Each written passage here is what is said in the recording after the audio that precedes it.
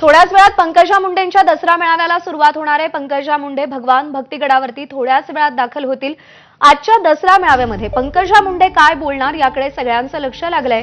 पंकजा मुंडेंच्या मेळाव्याला कार्यकर्त्यांनी तुफान गर्दी देखील केलेली आहे। आज त्या काय संकल्प मांडणार याकडे देखील सगळ्यांचं लक्ष लागलंय।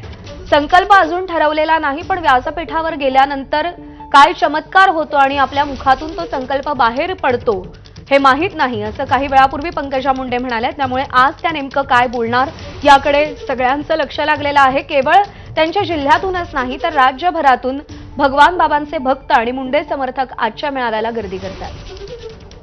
विकास माने आपले प्रतिनिधी सध्या आपल्यासोबत आहेत। विकास, कशी तयारी झाली आहे पंकजा मुंडेंच्या दसरा मेळाव्याची आणि उत्सुकता आहे त्या आज कोणत्या मुद्द्यांवर भाष्य करतील याची?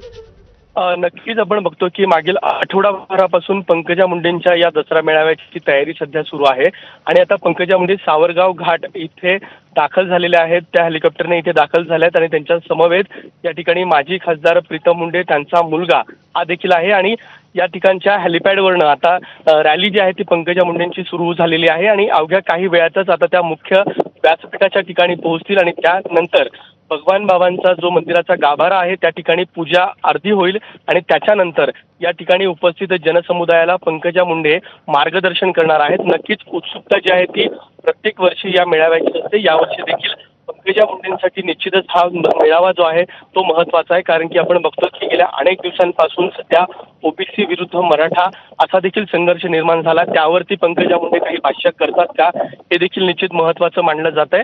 आणि भगवान बाबांच्या या जन्मगावी सावरगाव घाट इथल्या भगवान भक्तिगडावरती आता पंकजा मुंडे दाखल झालेल्या आहेत आणि याच ठिकाणी भगवान बाबांच्या या जन्मगावी हा उत्साह जो आहे तो पाहायला मिळतोय। उपस्थित जनसमुदायाला देखील आता पंकजा मुंडे या ठिकाणी मार्गदर्शन करणार आहे आणि या दरम्यानच येथील स्थानिक लोकप्रतिनिधी असतील त्याबरोबर इतर ओबीसी नेते जे आहेत ते देखील या ठिकाणी दाखल झालेले आहेत आणि विशेषतः जर पाहिलं तर सलग दुसऱ्या वर्षी या ठिकाणी यांची देखील उपस्थिती या मेळाव्यासाठी असलेली आहे आणि एकंदरीतच आजच्या या मेळाव्यातून नक्कीच मुंडेंचं भाषण नेमकं काय असणार आहे, कारण की दोघेही मुंडे बहीण भाऊ या दसरा मेळाव्यानिमित्त एकाच व्यासपीठावरती देखील पाहायला मिळत आहेत। त्यामुळे या उपस्थितीकडे देखील सगळ्यांचं लक्ष असेल। लक्ष्मण हाके देखील उपस्थित असतील अशी माहिती आहे।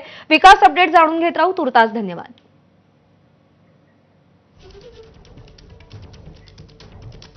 आणि यानंतर उर्वरित महत्त्वाच्या बातम्यांचा वेगवान आढावा घेऊया।